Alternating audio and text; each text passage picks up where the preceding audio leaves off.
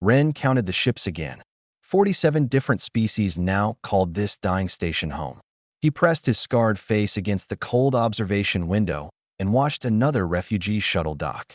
The newcomers were Vorith, six-limbed insectoids with shells the color of rust. They moved slowly, carrying their young in silk bundles. The Dominion had taken another world. The station had no official name. Everyone just called it the Drift. It floated in unclaimed space, far from any empire or territory. A place for the conquered. A place for the forgotten. The life support systems groaned and coughed. The lights flickered every few hours. But it was safe. For now, Ren was Calathi, tall, thin, with gray skin that had once been smooth before the Dominion soldiers had burned half his body. He had been on the Drift for 2 years. He had watched species arrive one by one. First the Delin, aquatic beings who needed constant moisture. Then the Kreth, desert dwellers who hated water. Then dozens more. Each group brought their own needs, their own languages, their own ways of doing things, and their own hatreds. The Vorith shuttle finished docking. Ren turned away from the window and walked toward the processing area. Someone had to count the new arrivals. Someone had to find them space in a station that had no space left. He stopped when he saw her. Among the Vorith refugees stood a single human. She was small, smaller than Ren by 2 heads. Her skin was brown, her hair was black and cut short, and her eyes moved constantly, watching everything. She carried nothing except a small bag over her shoulder. Humans were rare in this part of the galaxy. Their homeworld was far away, deep in a sector the Dominion had not yet reached. Ren had heard stories about humans. They came from a death world, a planet of poison, predators, and constant danger. They were supposed to be tough. This one looked tired. Just tired. A Vorith elder approached her and spoke in broken common. "You come with us?" "From ship." The human nodded. "My colony ship was intercepted. Your people found me in an escape pod." She paused. "I'm Ada." The Vorith elder clicked his mandibles. "Ada. Strange name. You are welcome. We are all lost here." Ren watched Ada follow the Vorith into the station. She would learn soon enough. The Drift was not a sanctuary. It was a pressure cooker. 47 species with 47 different needs, all fighting for the same air, the same water, the same food. 3 days later, the fighting started. It began in the water reclamation sector. The Delin needed water to breathe. The Kreth needed water to drink, but they could only tolerate certain mineral levels. When the purification system failed, both species rushed to secure the remaining clean water. Ren heard the screaming from 2 corridors away. By the time he arrived, 3 bodies lay on the floor. 2 Delin, 1 Kreth. The survivors stood on opposite sides of the corridor, weapons drawn, hatred in their eyes. "Stop!" Ren shouted. No one listened. A Delin raised a blade. A Kreth lifted a shock rod. Then Ada walked between them. She did not run. She did not shout. She simply walked into the space between the 2 groups and stood there. Both sides hesitated. Killing each other was one thing. Killing a bystander, a human, no less, was different. "The water system," Ada said quietly. "What's wrong with it?" The Delin leader blinked his large, wet eyes. "The filters are clogged." I know filters," Ada said. "I was an engineer. Let me look." For a long moment, no one moved. Then the Delin leader lowered his blade. "This way." Ren watched Ada follow the Delin into the water sector. The Kreth did not attack. They simply stood there, confused, as the moment of violence passed. That night, the water system worked again.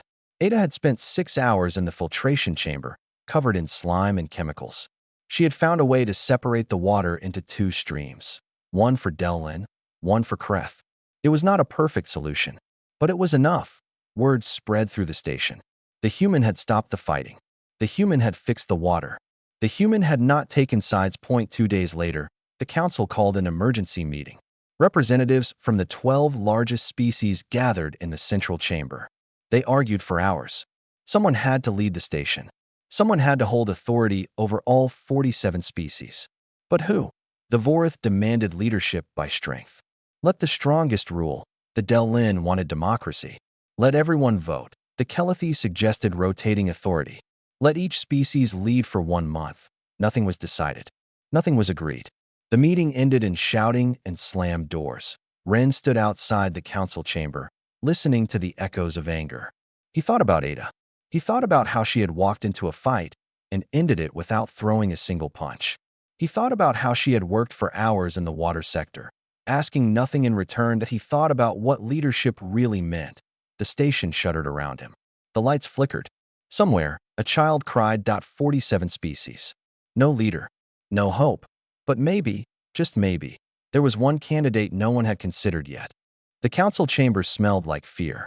12 species sat around a curved table, their representatives shouting over each other in languages that did not translate well. Ren stood in the corner, watching the chaos unfold. Grath, the Vorith warlord, slammed his massive fist on the table. The sound echoed like thunder. "Enough talking," he roared. "We settle this the old way. Trial of dominance. The strongest leads." Grath was terrifying. He stood 3 meters tall, his body covered in thick plates of natural armor. His species had evolved on a world of constant warfare. Fighting was not just their culture, it was their religion. "And what of the species who cannot fight?" asked Sola, the Dellan elder. Her voice was soft, like water over stones. "The Vorith young? The Kelethi wounded? Will you protect them or crush them?" Grath growled. "The weak serve the strong. This is nature." The argument continued. Ren stopped listening. He had heard it all before. Strength versus wisdom. Dominance versus cooperation. Nobody would agree. Nobody ever agreed. That he left the chamber and walked toward the medical bay. He had heard that Ada was working there now, helping treat the wounded from the water sector fight. He wanted to see for himself. The medical bay was chaos. Injured beings from 6 different species lay on beds that were not designed for their bodies. The station's medical supplies were running low. The doctors were overwhelmed. And in the middle of it all stood Ada. She moved from bed to bed, checking on patients, adjusting treatments, asking questions. A Kreth child lay dying in the corner. An infection from contaminated water had spread through his small body. The doctors had given up. Kreth biology was too different from anything they understood. Ada did not give up. Ren watched her work through the night. She searched through medical databases from 5 different species. She tested combinations of medicines that should not work together. She stayed awake for 32 hours, refusing to rest, refusing to stop. At hour 33, the Kreth child opened his eyes. "Mama?" the child whispered. Ada smiled. She was shaking with exhaustion, but she smiled. "She's coming," Ada said. "You're going to be okay." Ren felt something strange in his chest. He had seen warriors fight. He had seen leaders command. But he had never seen someone simply refuse to let a stranger die. Word spread again. The human had saved a Kreth child. The human worked in the medical bay for free. The human did not ask what species you were before she helped you. 3 days later, the council met again. This time, Grath made his demand official. "Trial of dominance," he announced. "Physical combat. The winner becomes alpha. Any species may nominate a champion." Several species agreed. The Vorith were not the only warriors on the station. The Kelethi had fighters. The Gorith had claws that could tear through metal. Even the peaceful Delin had members who could kill if pressed. "Any objections?" Grath asked, his eyes scanning the room. The door opened. Ada walked in. She was still wearing her medical scrubs. She had not been invited. She did not seem to care. "I have a question," she said. Grath turned to face her. He was 3 times her size. He could have killed her with one hand. "You are not counsel," he growled. "You do not speak here." "I'm speaking anyway." Ada did not step back. "If you win the trial of dominance, what happens to the species who are too weak to serve you? The children? The elderly? The sick?" The chamber fell silent. Grath stared at her. His massive hands clenched into fists. "The weak," he stopped. He had no answer. His entire culture was built on strength, but strength alone could not run a station. Strength could not purify water for species who needed different minerals. Strength could not treat infections in bodies you did not understand. "The weak survive because someone protects them," Ada continued. "Not someone who conquers them. Someone who chooses to help them. And you think you are that someone." Grath laughed. "You? A soft little human." Ada shook her head. "I don't think I'm anything. I'm just asking the question nobody else is asking. What happens to the weakest among us? Because if your answer is they die, then you're not a leader. You're just another conqueror. And we've all had enough of those." She turned and walked out of the chamber. For a long moment, no one spoke. Then Sola, the Delin elder, said quietly, Perhaps strength is not the only thing we should be testing. The council voted that night. There would be trials, multiple trials, not just combat. Strength, endurance, intellect, and crisis management. Any species could nominate a candidate. Ren stood in the corridor outside the chamber. When the council members left, he stopped Sola. "I want to nominate a candidate," he said. Sola tilted her head. "Who?" "The human." "Ada." Sola studied him for a long moment. Then she smiled. A strange expression on a Delin face, but unmistakable. "I was hoping someone would say that." The fighting pit had been cleared for the first trial. Hundreds of beings gathered around the edges, watching from balconies and corridors.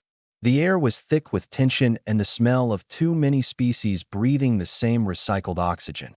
Ada stood at the edge of the pit, looking very small. 6 candidates had been nominated. Grath the Vorith stood like a mountain of muscle and armor. A Gorith named Krill flexed claws that gleamed like blades. A Kelethi warrior named Tor carried scars from a dozen battles. 3 other champions from warrior species completed the group, and then there was Ada, the human. The healer. Ren stood in the crowd, wondering if he had made a terrible mistake. The first trial was strength. Simple combat. Last one standing wins. It lasted 11 seconds. Grath moved like lightning despite his size. He grabbed Ada before she could react and threw her across the pit. She hit the ground hard, rolled twice, and did not get up. "I yield," Ada said from the floor. The crowd murmured. Some laughed. Others simply shook their heads. The human had lost before the fight even started, but then something unexpected happened. A Vorith candidate, a young warrior named Pick, was fighting Grath next. Grath's blow shattered one of Pick's legs.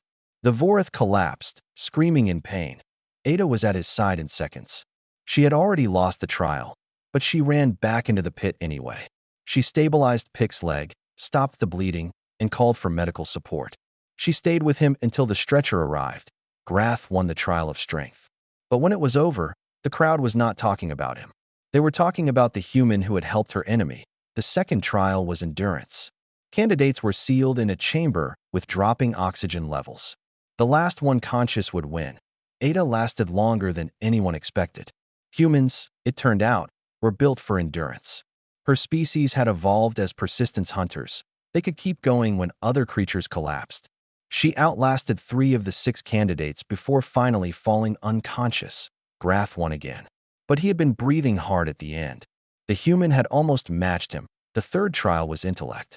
A complex puzzle of resource allocation. The station's supplies had to be distributed among all 47 species.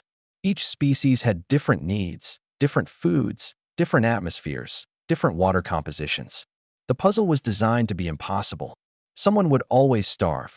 Grath solved it in 20 minutes. His solution was efficient. It kept the 12 largest species alive. The smaller species would have to make do with scraps. Some would die. Ada took 45 minutes. Her solution was different. She had found ways to share resources across species. The Kreth could survive on Delin water if it was treated first. The Vorith could eat Gorith food if it was processed correctly. Her solution was complicated. It required cooperation. It required trust. But no one died. The council reviewed both solutions. Grath had won on speed. Ada had won on results. They called it a tie. That night, Sola found Ada sitting alone in the observation deck, staring at the stars. "You are losing," Sola said. "I know." Ada did not look away from the window. "Then why do you continue?" Ada was quiet for a moment. "Because someone has to show them there's another way. Even if I lose every trial, even if Grath becomes alpha and crushes everything I care about, at least they'll have seen that it's possible to lead without hurting people." Sola sat beside her. "You are a deathworlder," she said. "Your planet is poison and fire and endless danger. Your kind should be brutal. Savage. Why are you this?" Ada smiled sadly. "Because we almost destroyed ourselves. Twice. Wars that killed millions. Weapons that could end everything. We learned the hard way that strength without compassion is just destruction." She paused. "My grandmother used to say that the measure of a civilization isn't how it treats its strongest. It's how it treats its weakest." Sola considered this. "And what happened to your grandmother?" "She died in a refugee camp. She was helping others evacuate when the Dominion attacked her world." Ada's voice was steady, but her hands shook slightly. She never made it to the escape pods. But she got 43 children out. 43 kids who are still alive because she chose to stay. Sola reached out with one webbed hand and touched Ada's shoulder. I think I understand now. You are not trying to win. You are trying to teach. I'm trying to survive, Ada said. We all are. And I've learned that the only way to really survive is together. The next morning, the council announced the final trial. The trial of crisis. A real emergency would be simulated. Candidates would have to lead a rescue mission. The one who saved the most lives would become Alpha. Ren found Ada preparing for the trial. Are you ready? He asked. Ada looked at him. Grath is planning something. I can feel it. What do you mean? I don't know yet. Ada shook her head. But I know this. He won't let me win. Even if I'm better. He'll make sure of it. She was right. And she had no idea how bad it would be. The simulation was supposed to be safe. A section of the station would be sealed off. Life support would be reduced. Not eliminated, just reduced. 30 volunteers from different species would play the role of trapped survivors. The candidates would coordinate rescue efforts. Whoever saved the most lives would win. That was the plan. Grath had a different idea. The trial began at midday. Ada watched from the command center as the sealed section's life support began to drop. Oxygen levels fell slowly. Temperature decreased. Everything was controlled. Everything was monitored.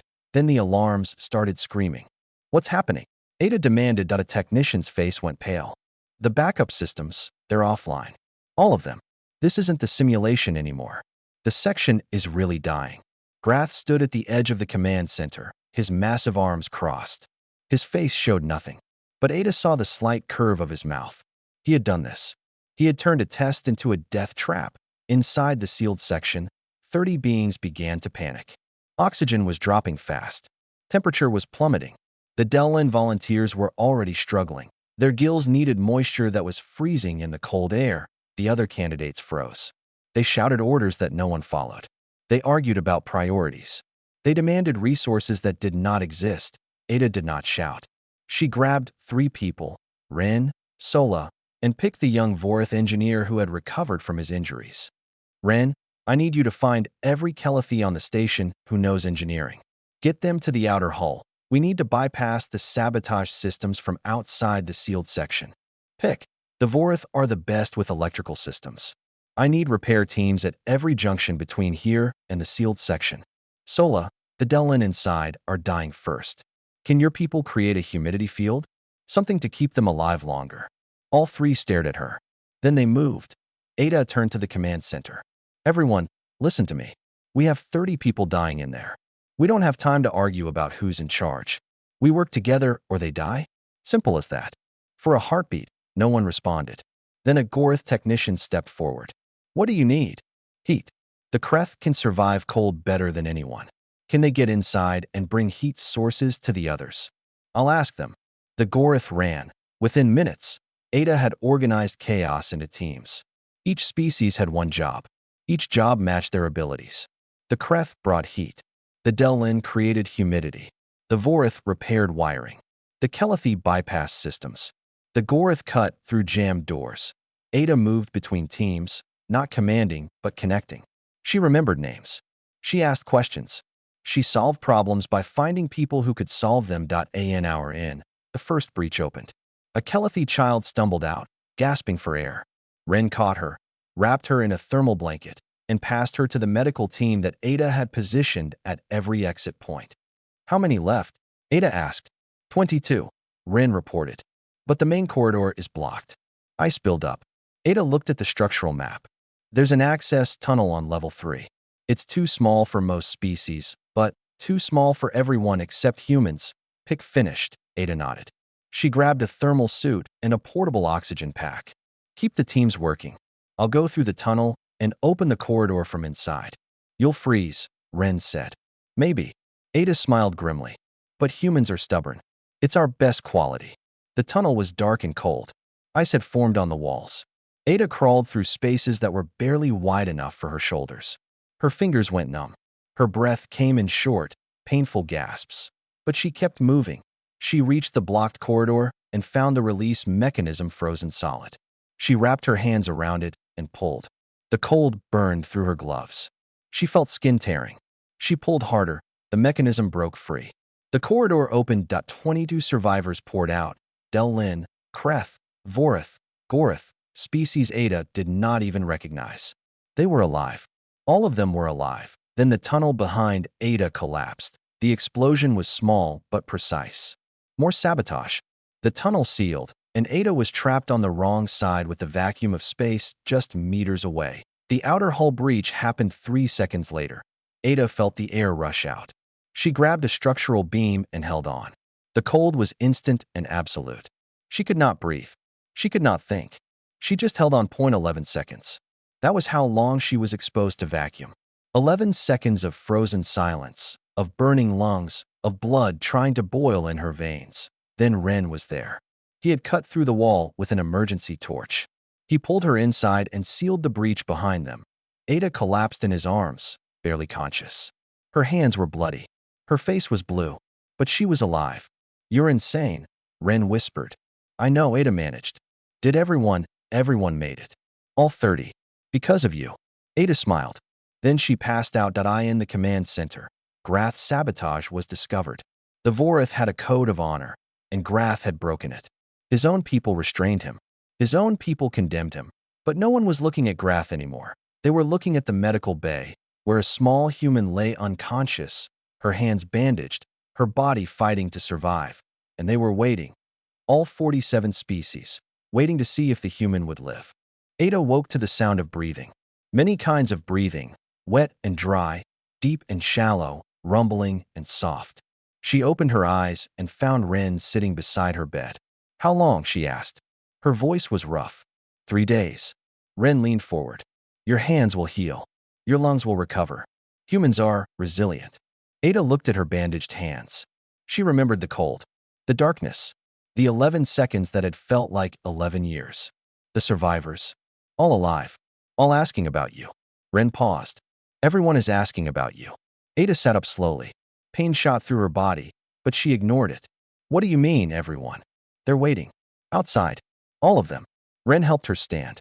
He gave her a simple robe to wear over her medical clothes.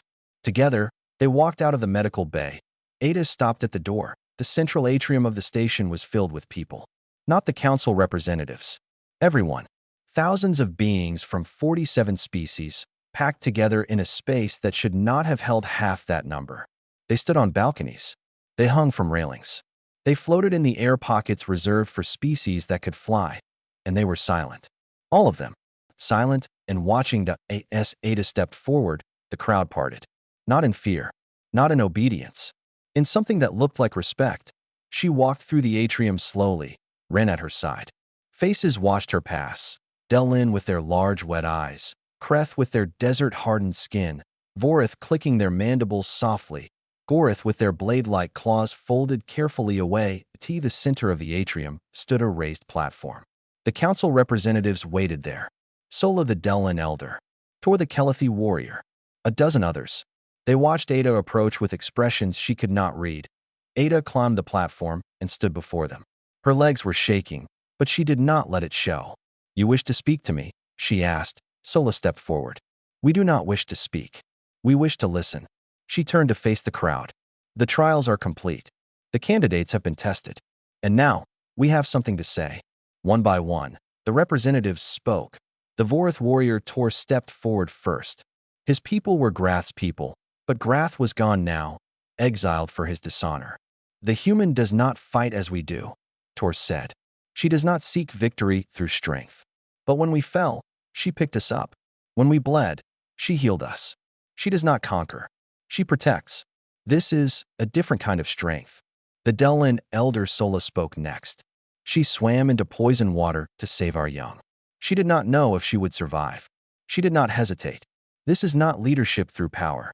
This is leadership through sacrifice." A Kreth elder came forward, his voice dry and rasping. "She gave her water rations to our elders. We did not ask. We did not demand. She simply gave, because she saw that we needed." Pick the young Vorith engineer stepped up, his injured leg still healing. "She learned our names. All of our names. Every species, every individual. She remembered. She cared. When was the last time any leader cared about the names of the small?" More representatives spoke. More testimonies came. Stories of Ada helping in the medical bay. Stories of her solving disputes without taking sides. Stories of her walking into danger for strangers she had never met. When the last representative finished, Sola turned back to Ada. You asked Grath what would happen to the weak if he became Alpha. Now we ask you the same question. Why you? Why would a human, alone, surviving, far from home, give everything for strangers? Ada was quiet for a moment. The crowd held its breath. Because you're not strangers, she said finally. You're people. Different from me, yes. Different from each other, but still people. And where I come from, where I grew up, we learned the hard way that people have to help each other. We almost destroyed ourselves before we learned it. Wars, weapons, hatred. We burned our own world because we couldn't see that we were all the same. She paused, looking out at the sea of alien faces. My grandmother died, saving children from species she had never met.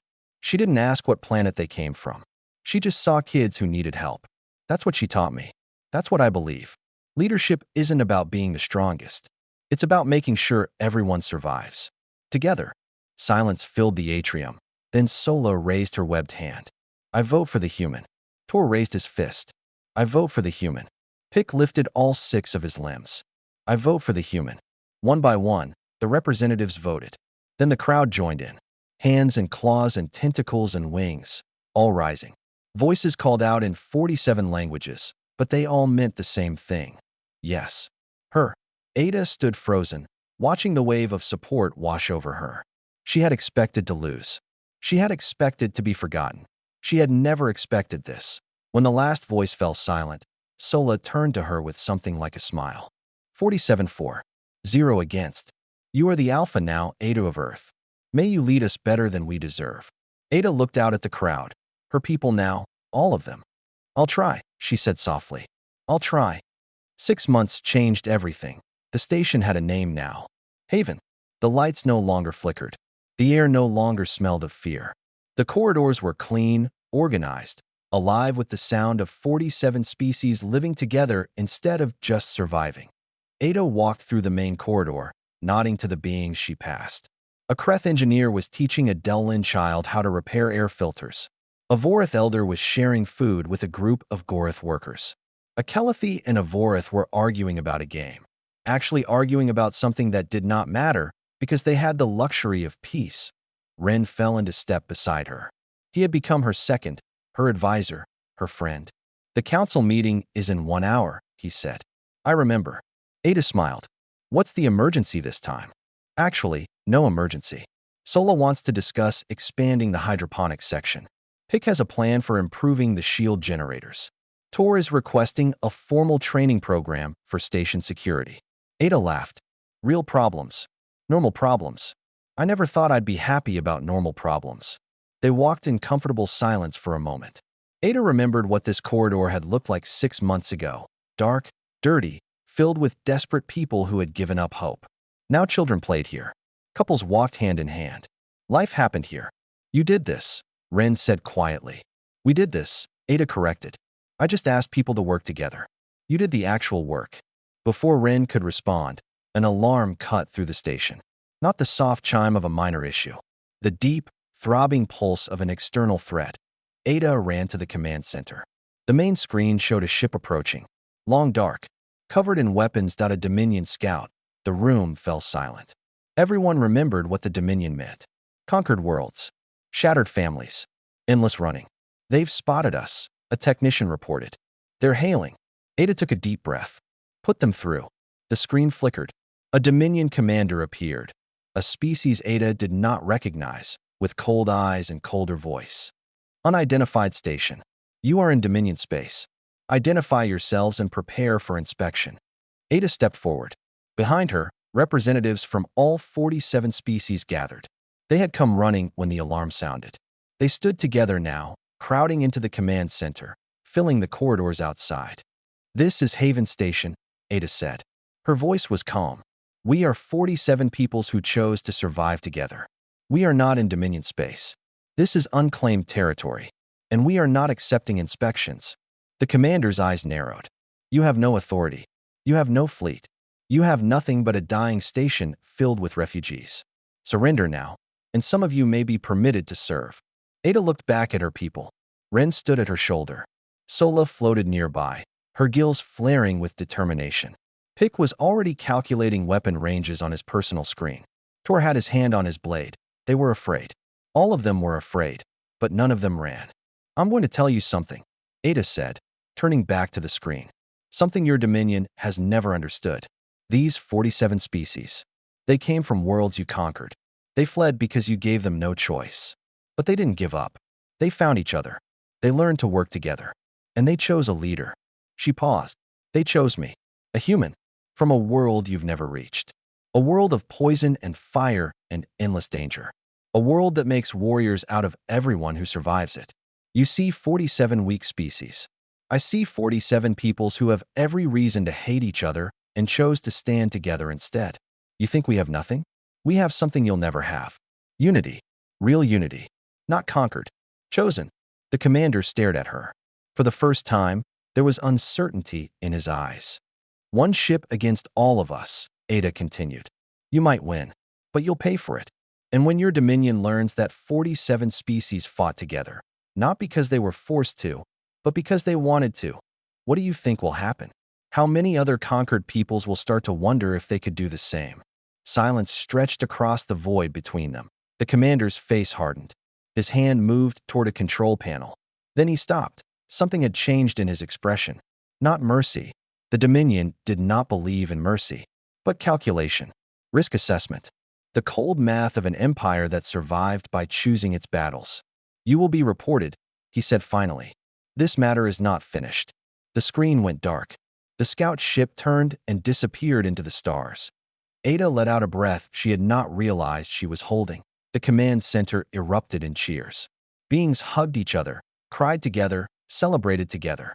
For the first time, they had faced their greatest fear and not run. Later that night, Ada stood on the observation deck, the same place where she had sat with Sola months ago, asking herself if any of this was possible. Ren joined her. They'll come back, he said. The Dominion.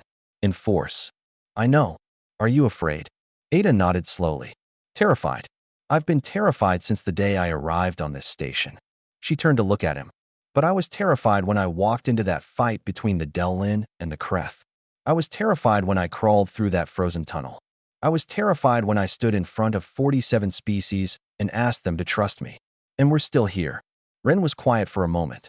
Then he said, when I first saw you, I thought you were nothing. A small, soft human with no claws, no armor, no weapons. I couldn't understand why anyone would follow you. And now I understand. Ren looked out at the stars. You're not dangerous because you can fight. You're dangerous because you make people believe they're worth fighting for. Ada smiled. That's not dangerous. That's just human. Across Haven, lights glowed in windows. Children slept in beds instead of cargo holds. Families shared meals instead of fighting over scraps. 47 species lived together in peace, not because a human had conquered them, but because a human had shown them what they could become when someone believed they were worth saving. The galaxy would remember Haven, not as the station of refugees, but as the place where hope chose to stand.